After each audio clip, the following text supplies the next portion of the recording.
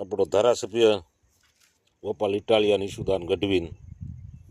હવે તમને કહું, જીતુભાઈ વાઘાણીને બથવું ભરી ભરીને મળ્યા.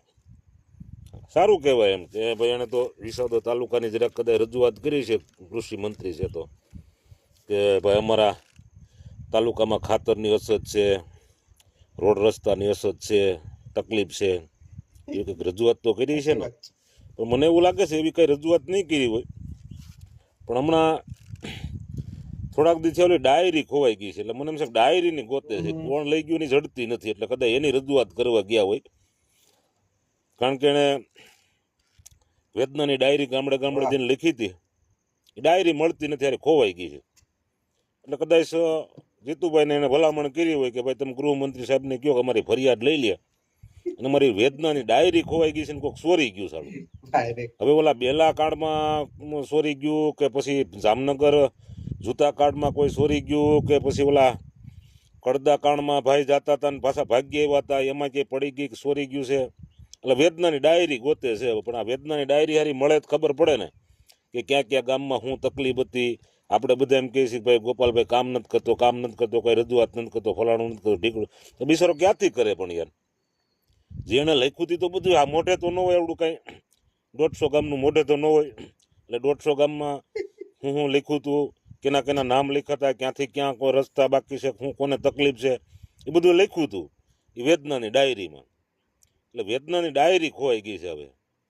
હવે જો કોઈ યાર મળે તો બિચારાને આપી દો ને યાર. એટલે અમારો તાલુકામાં કંઈક જે વેદના જે તકલીફ હતી વેદનાની ડાયરીમાં બધું લખ્યું છે, બરાબર છે. એટલે કોઈને મળે તો હું તમને અપીલ કરું છું કે યાર મહેરબાની કરી અને અમારા ગોપાલને એટલે વેદનાની ડાયરી આપી દો તો સારું છે એમ, બરાબર છે. બિચારો કોઈ કેટલા 5 મહિનાથી ગાંડો થયો છે, વેદનાની ડાયરી જડતી નથી. કામ તો એને ઘણાય કરવા છે, ફોન એને ઉપાડવા છે, પણ ફોન ઉપાડીને જવાબ હું કઈ રીતના દેવા. કારણ કે જે વેદના તમે મારા ગામમાંથી કીધું હોય કે ભાઈ મારા ગામમાં તકલીફ છે, બરાબર છે, તો એ એમાં ડાયરીમાં લખ્યું હોય ને ભૂલાઈ ગયું હોય, ઓલું તો બધું મોઢે તો ભૂલાઈ જાય. હવે પછી મારો ફોન ઉપાડે તો હું કામની ઉઘરાણી કરું ને, ભાઈ મારા ગામમાં ફલાણી તકલીફ હતી, ઢીકડી પૂરી તકલીફ હતી, એનું શું થયું. તો ઓલું ડાયરી હોય તો હાથ વગી હોય તો જોઈને કેવા થાય ને, હા ભાઈ તમારા ગામમાં ફલાણું તકલીફ હતી, મેં લખ્યું છે, ભાઈ તમારો ટાઈમ સુવારો આવી જાય. પણ વેદનાની ડાયરી જ ખોવાઈ ગઈ છે આખી, તો શું કરશું હવે યાર. એટલે એવું કંઈક બધા ભેગા થઈને કંઈક આને બધી ફરિયાદ કરી. એટલે યાદ રજૂઆત કરવા ગયા હતા ઈશુદાનને બે જીતુભાઈને કે ભાઈ અમારી વેદનાની ડાયરી ખોવાઈ ગઈ છે, તમે ગૃહમંત્રી સાહેબને કહી અને તમે જરીક આ વેદનાની ડાયરીની ફરિયાદ નોંધાવો, બરાબર. કારણ કે આમ તો કોઈ બિચારાની ફરિયાદ લે આમ નથી. એટલે અટાણે હકીકતમાં ગોપાલ સાચો છે, પણ હવે વેદનાની ડાયરી ખોવાઈ ગઈ છે, શું કરવું એનું. એટલે મારા વાલા વેદનાની ડાયરી કોઈને જડી હોય તો મારી બે હાથ જોડીને બધાને અપીલ છે મારા કે ભાઈ અમારે આ ભાઈ ધારાસભ્ય છે એની વેદનાની ડાયરી ખોવાઈ ગઈ છે, કોઈને જડે તમે તાત્કાલિક આપી દો, જેથી કરીને અમારા વિકાસના કામ હજી બંધ છે એ ચાલુ થઈ જાય અને અમારા જે આ ખાડાન ખબડાન રોડ રસ્તા છે બધું એ જટ મળે કમ્પ્લીટ થવા, બરોબર છે. એટલું કહીનું જય હિન્દ, જય ભારત.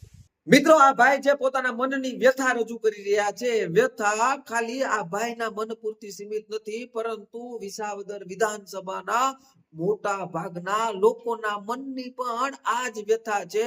એ લોકો કહી રહ્યા છે કે ગોપાલ ઇટાલિયા અમને રમાડી ગયો, અને આમની વાત પણ ખોટી નથી. કારણ કે આ ગોપાલ ઇટાલિયાએ વિસાવદર વિધાનસભાની ચૂંટણી દરમિયાન ખૂબ મોટા મોટા વાયદાઓ આ વિસાવદરની જનતાને આપ્યા હતા. આ ગોપાલ ઇટાલિયા ગામડે ગામડે રખડીને, ગામડે ગામડે નાની નાની સભાઓ બેઠકો કરીને મોટા મોટા એવડા વાયદાઓ આપ્યા હતા અને એવી વાતો ફેંકી હતી કે એ સમયે આ વિસાવદરની જનતા એના વાયદામાં અને આ ખોટી વાતોમાં આવી ગઈ અને આ ગોપાલ ઇટાલિયાને જીતાડી પણ દીધો.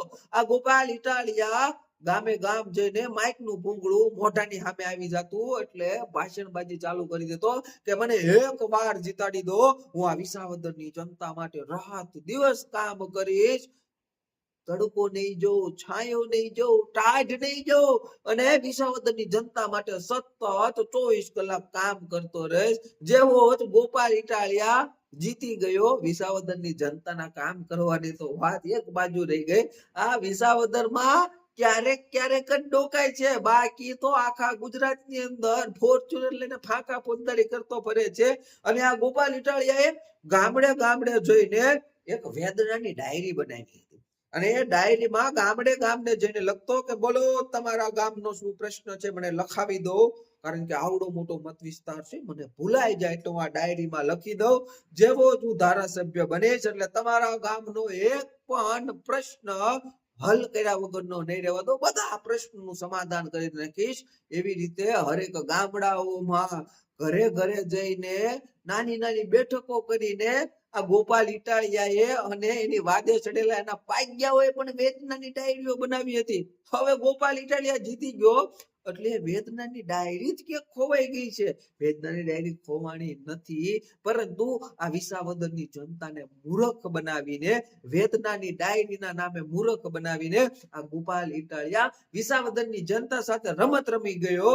થોડા સમય સુધી તો જય ગોપાલના નારા લાગતા હતા, પણ હવે તો વિસાવદરની જનતા પણ કહી રહી છે કે અમારે વિસાવદરમાં હવે તો વિસાવદર વાળી બિલકુલ કરવાની નથી થતી, અમારે તો વિસાવદરમાં બિહાર વાળી કરવાની થાય છે. અને હજી પણ સમય છે, ગોપાલ ઇટાલિયાને સુધરવાનો મોકો અમે આપી રહ્યા છે. જો ગોપાલ ઇટાલિયા હજી પણ કામ નહીં કરે તો વિસાવદરમાં બિહાર વાળી તો કરવાની જ છે. અને સાથોસાથ હવે વિસાવદરમાં અમારે જામનગર વાળી પણ કરવાની છે.